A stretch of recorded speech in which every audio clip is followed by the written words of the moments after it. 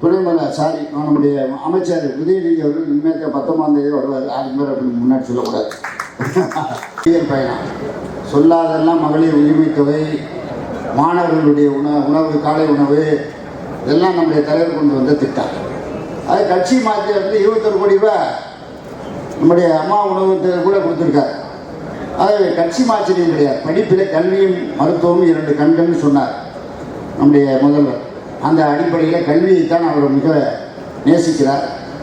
அந்த அளவில் மாணவர்கள் நீங்கள் எல்லாம் பயன்பெற வேண்டும் என்ற நோக்கத்தின் அடிப்படையிலே தான் இந்த திட்டத்தை கொண்டு வந்திருக்கிறார். இதனால் கொண்டு வந்த திட்டத்தினால என்ன பயன்னா, திறன் மேம்பாட்டு திட்டம் ஒரு டிபார்ட்மெண்ட் இருக்குது. அது நம்முடைய நம்முடைய அமைச்சர் உதயநிதி அவர்கள் இனிமேல் 19ஆம் தேதி வருவார். அதுக்கு மேலே அப்படி முன்னாடி சொல்லக்கூடாது.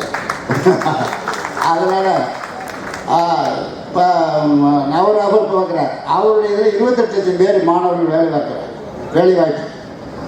ஆக இந்தியாவில் தொழில்துறையில் தமிழ்நாடு முன்னணி மாநிலமாக இருக்கிறது. நம்முடைய முதலமைச்சர் 27ஆம் தேதி போகிறார்.